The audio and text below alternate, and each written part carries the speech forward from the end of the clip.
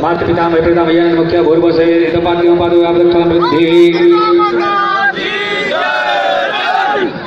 छोड़ के बाबा से शुरू करिए, दादी से करें, दादी हो जाएगी वहाँ पे इधर वाली। हाँ, तो दो रेखा ऊपर बनी है, वह विश्व देव का है, विश्व देव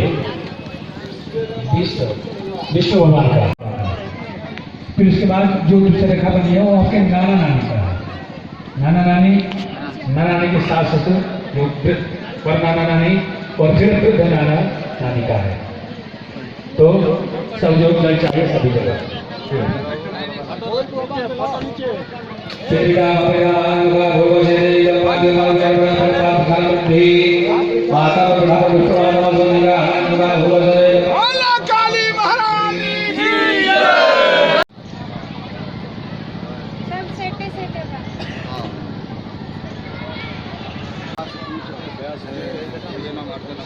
जी महाराज परिवर्तन ये वाली बंद कर दिया, चमक रहा है। हाँ बस भाई काम की जगह आज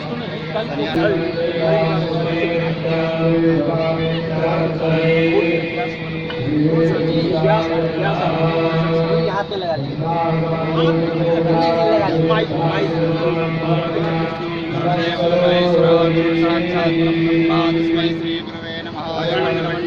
आइए प्रथम दिन के इस सत्र का शुरुआत करते हैं। मेरी मैया के सम्मान में हम सभी बैठे हुए हैं। जो जहां भी है वो हाथ जोड़ करके माँ को मेरे प्रणाम करिए। आइए हम सब अपनी माँ को, अरे उस माँ की मैं बात कर रहा हूँ जो आदि अनादि अनामय अविचल अविनाशी, अभी मत जाइए, अमल अनंत अगोचर अज आनंद राशि। मैं उस माँ की कथा लेकर आपके पास आया हूँ। आदि मेरी माँ का परिचय तो ब्रह्मा विष्णु महेश भी आज तक नहीं समझ पाए। स्वयं माँ भी अपने आप के गुण को पूरी तरह से नहीं जान पाई। ऐसी मैया के बारे में मैं पामर भला क्या बताऊंगा आपको। चार मुख से ब्रह्मा जिसका गुणगान नहीं कर सकते, पंचमुख से महादेव जिसके बारे में बता नहीं पाए, भगवान विष्णु जिसके बारे में पूर्ण रूप से नहीं जान पाए, उस माँ के बारे में मैं भला एक बहुत ही तुच्छ, मैं क्या माँ के बारे में आपको बताऊंगा। लेकिन मैं आपसे कहना चाहता हूं कि मेरी माँ करुणा की सागर है। उसके सामने आप बस हाथ फैलाइए तो एक बार कहिए तो उसको, वो तो आपको देख रही है, आपके कर्मों की वो साक्षी है। माँ आपकी ओर निहार रही है कि तुझको मैंने सब कुछ दिया है, तू उसका उपयोग कैसे कर रहा है, माँ इसे देख रही है। ऐसी माँ जो आदि है, अनादि है, अनामय है, अविचल अविनाशी, अमल अनंत अगोचर अज आनंद राशि, ऐसी माँ की ये कथा लेकर के मैं आपके इस ग्राम में पंडित आचार्य मेरे परम आदरणीय श्री ऋषिदेव जी के बुलाने पर मैं यहाँ पधारा हूँ। आपकी ये कथा सिर्फ इस स्थान पर नहीं हो रही है, ये कथा 189 देश इसको देख रहे होंगे। जहाँ जहाँ भी भारतवर्ष में मैं गया हूँ तो माँ की कथा जहाँ जहाँ मैंने की है, वहाँ के सारे भक्त इस माँ की कथा को सोशल मीडिया के माध्यम से देखेंगे। आप सब भी जो यहाँ घटना घट रही है उसको अपने अपने YouTube चैनल पर जाइए और सत्या जी महाराज YouTube चैनल पर सब आप देखिए। यहाँ की हर घटना कल से YouTube चैनल पर आपको प्राप्त हो जाएगी। सरस्वती परम पितामह परम ब्रह्मदेव को मेरा प्रणाम, माँ गौरा और महादेव को मेरा प्रणाम। सची माँ सब एकत्र हो जाने लगते हैं। मैं आपको बताऊं कि राम की कथा में हनुमान आते हैं, ये सत्य है। राम कहते हैं ना कि राम कथा सुनी बैको रसिया, राम लखन उनके मन में बसते हैं, राम लखन और सीता। कहने का तात्पर्य यह है कि राम कथा में हनुमान आते हैं, कृष्ण कथा में राधा आती हैं, लेकिन मेरी मैया की कथा में अरे भैया कहते ना कहीं राम देखा कहीं श्याम देखा, लेकिन अपनी माँ के चरणों में चारों धाम देखा। अपनी माँ के चरणों में चारों धाम देखा।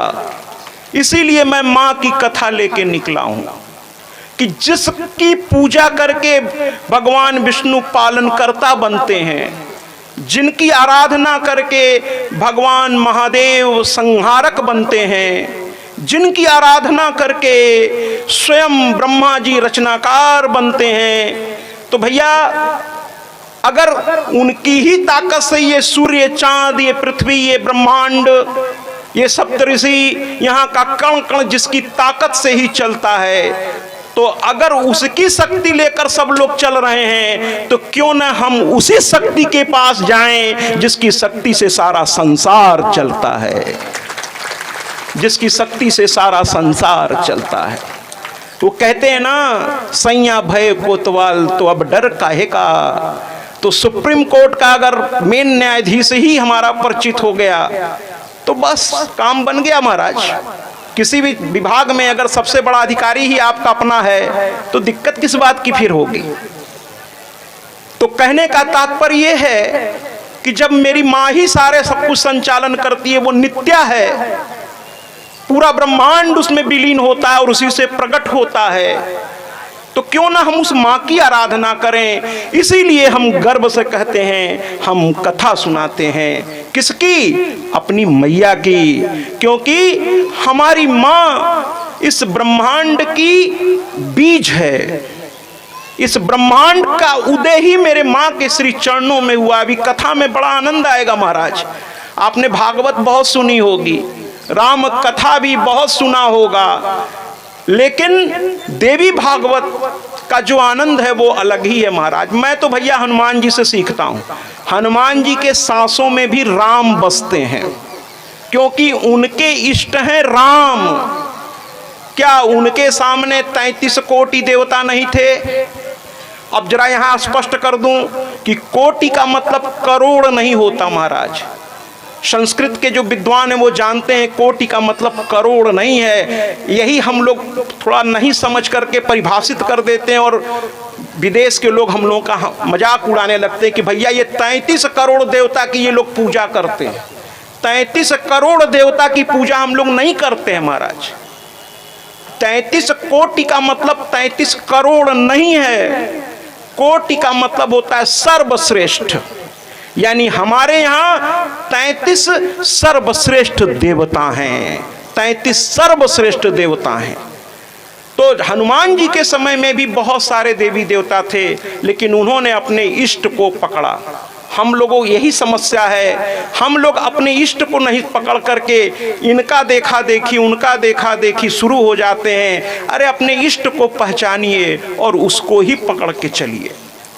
हर व्यक्ति का, किसी को राम अच्छे लगते हैं, किसी को कृष्ण अच्छे लगते हैं, किसी को हनुमान अच्छे लगते हैं, किसी को दुर्गा जी अच्छी लगती हैं, किसी को काली। आपकी इच्छा है महाराज, आप स्वतंत्र हैं, आप जिसको चाहें उसे इष्ट के रूप में आप स्वीकार करिए। आप स्वतंत्र हैं, आप स्वतंत्र हैं महाराज। जिसको चाहिए इष्ट के रूप में उसे स्वीकार कीजिए। भैया था साइड में आइए, साइड में ले जाइए, और थोड़ा साइड जाइए भैया, और साइड। अपने इष्ट के रूप में आप स्वीकार करिए ना, जिसको भी अपना इष्ट बना लीजिए उसी के लिए। जैसे हनुमान जी के सांसों में आरोह या अवरोह में राम बसते थे, राम, बाकी सबको वो प्रणाम करते थे लेकिन राम ही उनके सब कुछ थे। उसी तरह से अगर मैया आपकी इष्ट हैं तो फिर मैया का ही रात दिन मैया, कहते हैं ना, एक ही साधे सब सधे, सब साधे सब जाए। एक को पकड़िए, एक को पकड़िए, एक किसी भी देव को पकड़ लीजिए, उसी के सहारे रहिए। आपको जो अच्छे लगते हैं उनका नाम लेते हुए उसी के सहारे मीरा की तरह आगे बढ़िए। कोई राम को, कोई कृष्ण को, कोई मेरी मैया को, लेकिन मैं तो कहता हूं कि मेरी माँ से बड़ा, जहां ब्रह्मा विष्णु महेश भी जिसके पैरों में अपना सर रगड़ के अपने आप को धन्य समझते हैं, ऐसी माँ के बारे में मैं एक ही बात कहूंगा कि मेरी माँ, चूंकि मेरी इष्ट तो मेरी मैया है, मैं भी मैया मैया ही करता हूं। मेरी इष्ट मेरी माँ है, तो अगर आपकी भी इष्ट मेरी माँ है तो मैं कहना चाहता हूँ बड़े गर्व से कि मैं अपनी माँ की कथा लेकर आपके सामने आया हूँ, क्योंकि मुझे लगता है कि ये सारा संसार उनके पैरों के नाखून से ही निकला है, उन्हीं की शक्ति से संचालित है। तो क्यों ना हम मैया से ही बात कर लें। तो आइए, ये कथा हम क्यों लेकर आपके पास आए हैं, इस गीत के माध्यम से हम समझने का प्रयास करेंगे कि इतनी सारी कथाओं में से मैंने माँ की कथा क्यों चुनी। सुनिए। मैं आदि भवानी माँ दुर्गा की कथा सुनाता हूँ, पावन कथा सुनाता हूँ। मैं जन कल्याणी जग जननी की महिमा गाता हूँ, मैं कथा सुनाता हूँ। आज तुम्हें दुर्गा माँ के दर्शन करवाता हूँ, मैं दर्शन करवाता हूँ। मैं जन कल्याणी जग जननी की महिमा गाता हूँ, मैं कथा सुनाता हूँ। जय सिंहवाहिनी माँ, जय मोक्षदायिनी माँ, जय मोक्षदायिनी माँ, जय कष्टहारिणी माँ।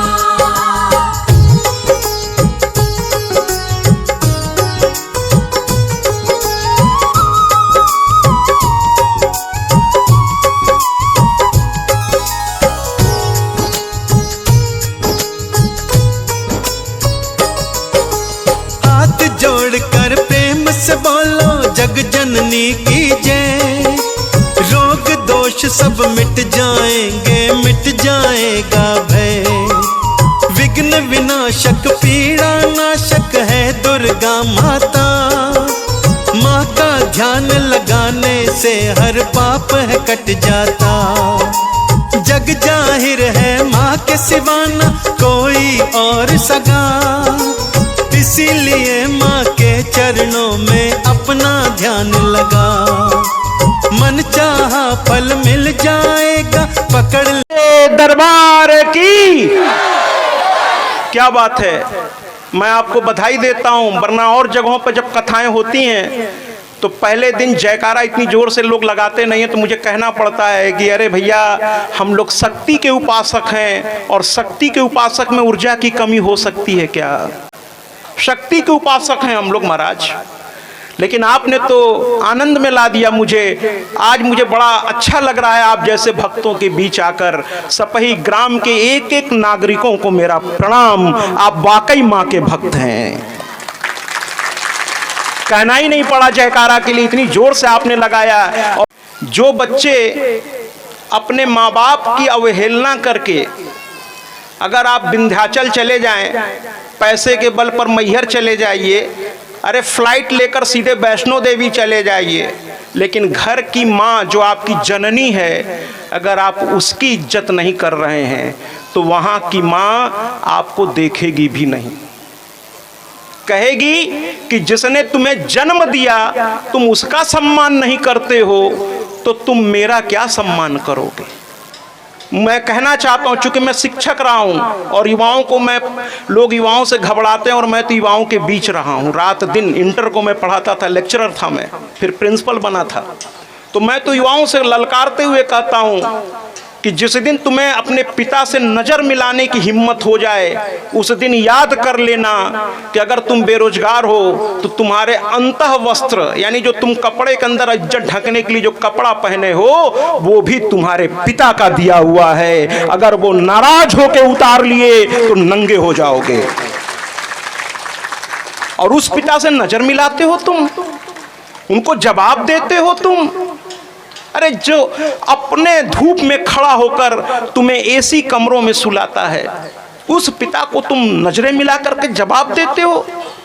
अरे उनके चरणों की ओर देख करके बात किया करो। उस भगवान को तो पता नहीं कोई देख पाएगा कि नहीं देख पाएगा, लेकिन ये साक्षात घर में चलते फिरते ये जो आपके घर के बड़े बूढ़े हैं यही आपके प्रतिष्ठा के रक्षक हैं महाराज। इसलिए पहले उनका सम्मान करो। उनका आशीर्वाद का हाथ जब तुम्हारे सर पर होगा तो जान लो कि अगर आपके माँ बाप, आपके दादा दादी और आपके पूर्वजों का अगर आशीर्वाद है तो मैया के लिए आपको मैहर नहीं जाना पड़ेगा, मैया स्वयं चलकर आपके घर आए क्या आपको दर्शन देगी। मैहर जाने की आवश्यकता नहीं पड़ेगी। जरूर जाइए मैहर, जरूर जाइए विंध्याचल, तीर्थ स्थानों पे जाना चाहिए महाराज, लेकिन पहले घर को तो तीर्थ बनाइए। पहले अपने माँ बाप को तो पूजिए। जिसने अपने माँ बाप को ही नहीं पूजा वो भगवान की पूजा क्या करेगा महाराज। हम लोग घर में जो दादाजी हैं बूढ़े हो गए हैं। एक बात बताता हूं आपको कि एक बार एक पिता बूढ़े हो गए थे, अपने बच्चे से, जवान बच्चे से कहे दरवाजे पर कौन है। बच्चे ने कह दिया फलाने आए, लेकिन पिताजी थोड़ा बूढ़े हो गए थे, सुनने में थोड़ा उनको दिक्कत थी। पिताजी ने फिर पूछ दिया दरवाजे पर कौन है, और दूसरी बार में वो बच्चा झल्ला करके, आजकल की युवाओं में पेशेंस कम हो गया है, मैं सबकी बात नहीं कर रहा हूँ, कुछ बच्चे आज भी बहुत अच्छे हैं महाराज। मैं तो कथाओं के द्वारा बड़े बड़े घरों में मेरा जाना आना रहता है, तो अक्सर चूंकि कथाएं अक्सर बड़े लोग ही कराते हैं जो पैसे से सक्षम है, बाकी भी कराना चाहते हैं लेकिन कभी कभी उनकी आर्थिक मजबूरी नहीं, तो जो कथाओं में भैया 2-4-5 लाख खर्च कर सकते हैं, व्यक्तिगत अपने स्तर पे भी कथा कराते हैं, तो ऐसे घरों में भी जाने का मुझे सौभाग्य मिलता है जो अपने बल पे कथा करा सकते हैं। तो मैंने देखा है जो संस्कार बहुत घरों में बहुत अच्छा संस्कार है, और जहाँ लक्ष्मी है महाराज वो संस्कार होगा तभी टिकेंगी, नहीं जहाँ संस्कार नहीं है, मर्यादा नहीं है, वहाँ लक्ष्मी चल देंगी। वो जहाँ माता पिता का रोज अपमान होगा, रावण की लंका इसीलिए जली क्योंकि उसने जगदम्बा का अपमान करना शुरू कर दिया। सोने की लंका जल के राख हो गई। जिसने अपने माँ बाप को नहीं पूजा उसके घर में संपत्ति कहाँ से आएगी, कहाँ से आएगी उसके अंदर। जिसके अंदर विवेक नहीं होगा, ज्ञान नहीं होगा, किससे क्या बोलना है, कितना बोलना है, जिसको इसकी पहचान नहीं होगी, उसके घर में संपत्ति अगर आ भी गई तो टिकने वाली नहीं है। ये बात याद रखिएगा। तो सबसे पहले अपने माँ बाप को प्रणाम करिए, प्रणाम करिए। तो उस बच्चे ने अपने पिता ने कहा दरवाजे पर कौन है, बच्चे ने एक बार बताया, पिता को नहीं सुनाई दिया, उन्होंने फिर पूछ दिया दरवाजे पर कौन है, तो बच्चा झल्ला कर कहता है एक ही बात कितनी बार आपको बताएं। पिता के आंखों में आंसू आ गया। बच्चे को अपनी गलती का एहसास हुआ, दौड़ के पिता के चरणों को पकड़ लिया, कहने लगा आपको मैंने क्या कह दिया जो आप रो पड़े। तो पिता कहने लगे कि जब तुम बहुत छोटे थे एक दिन बारजे पर यानी छत पर कौआ आके बैठा, तुमने हमसे पूछा कि बाबूजी ये कौन है, तो मैंने कहा कौआ है। तुमने दोबारा पूछा बाबूजी कौन है, मैंने फिर कहा कौआ है, काग है, काग शुद्ध हिंदी में संस्कृत में कहते हैं। तुमने फिर पूछा बाबूजी कौन है, और तुम बार बार पूछते रहे, मैं बार बार कौआ बताता रहा। मैं तो तुम्हें पलट के नहीं डांटा, और मैंने तुमसे दोबारा क्या पूछ लिया, तुमने मुझे इस तरह जवाब दे दिया।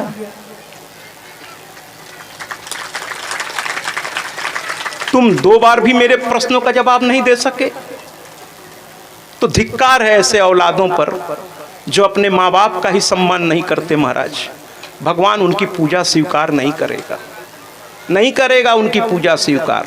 आप मंदिर में घंटा पकड़ के लटक जाइए, मैं गारंटी देता हूं वो सुनेगा भी नहीं आपकी। लेकिन माँ बाप के चरणों को, कहते हैं ना, राजा रामचंद्र जी से सीखिए ना। राम हमारे मर्यादा पुरुषोत्तम इसलिए कहलाए कि प्रातः होत, सुबह होते ही सबसे पहला काम राम क्या करते थे? माता पिता के चरण छूते थे।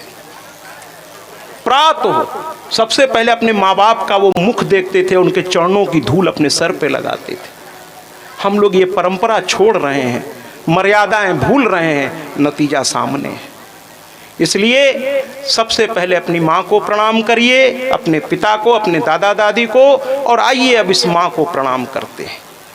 और मेरी माँ इतनी सुंदर है, इतनी प्यारी है, मनमोहक है, कहते ना कि तेरे चेहरे से नजर नहीं हटती, नजारे हम क्या देखें। मेरी माँ इतनी प्यारी है।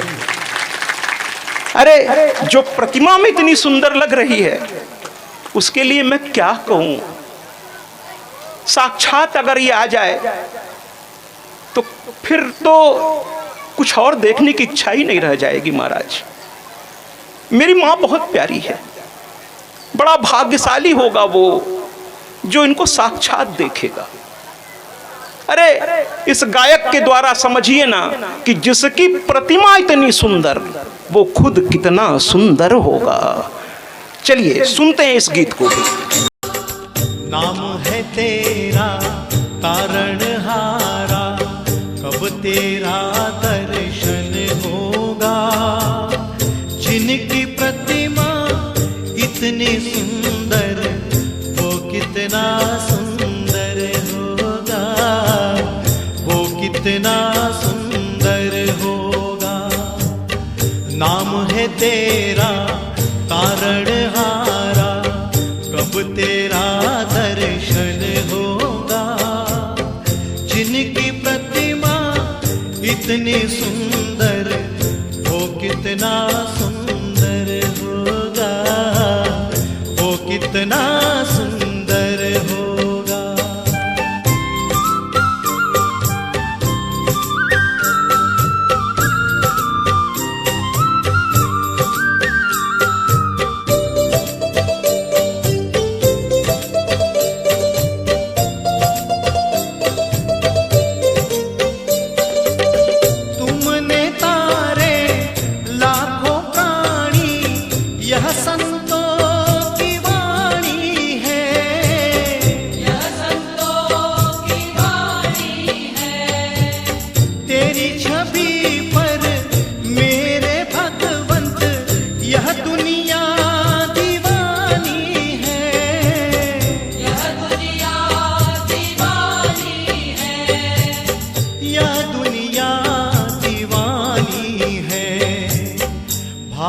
तेरी पूजा रचाऊं,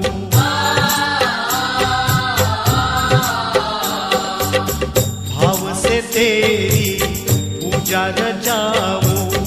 जीवन में मंगल होगा। जिनकी प्रतिमा इतनी सुंदर, वो कितना सुंदर होगा, वो कितना सुंदर होगा।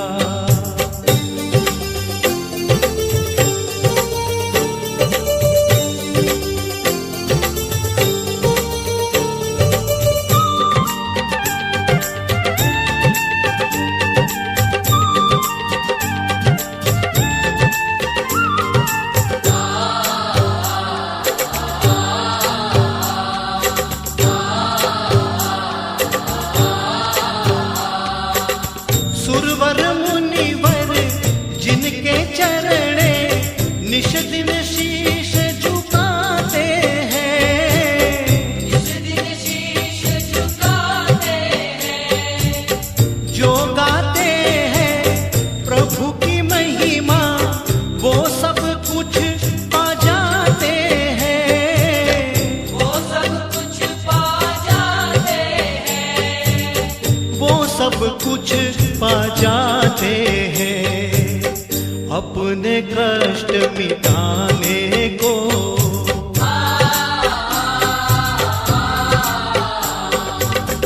अपने कष्ट मिटाने को तेरे चरणों का वंदन होगा। जिनकी प्रतिमा इतनी सुंदर, वो कितना सुंदर होगा, वो कितना सुंदर होगा।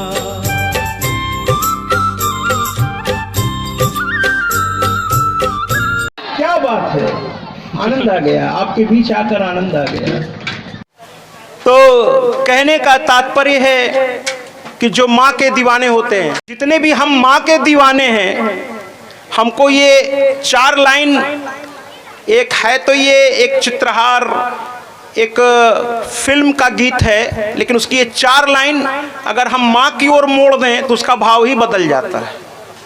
मैंने कहा ना, मेरी कथा की शैली थोड़ा अलग है, मैं शिक्षक रहा हूँ। तो जितने भी दीवाने हैं माँ के, वो तो यही कहते हैं कि भीड़ में तन्हाई में, भीड़ में तन्हाई में, दर्द की गहराई में, माने हर समय मुझे बस माँ दिखती है।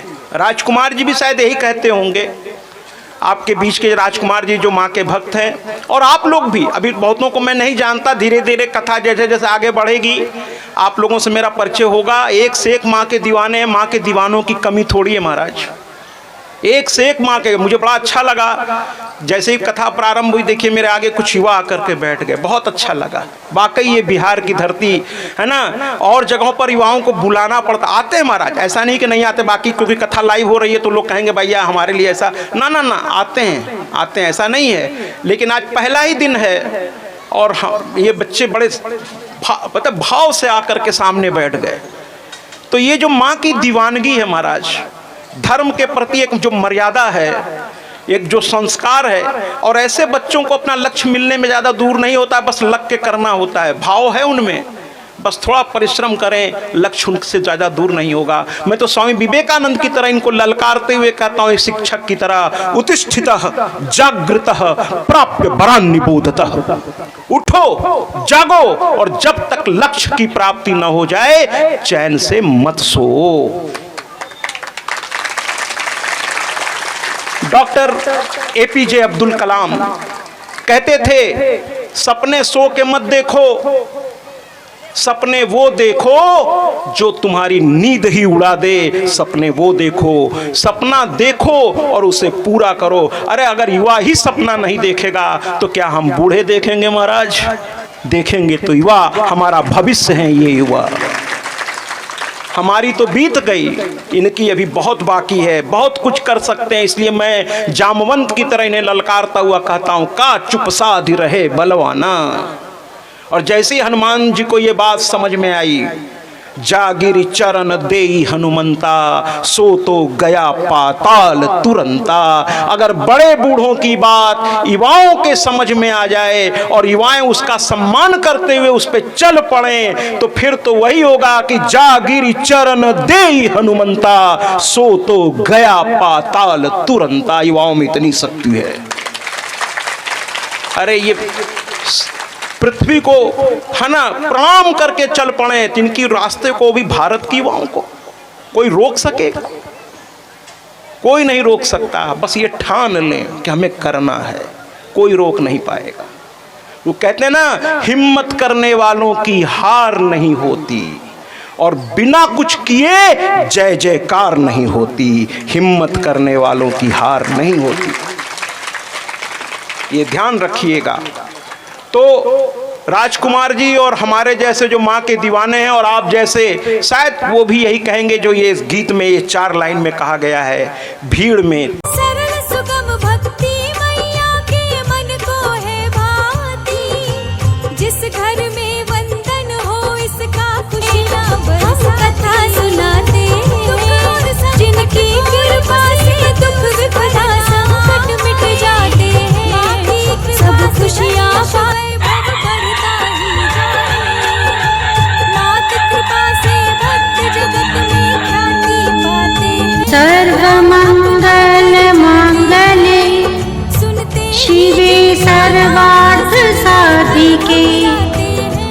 शरण्ये त्र्यंबके गौरी नारायणी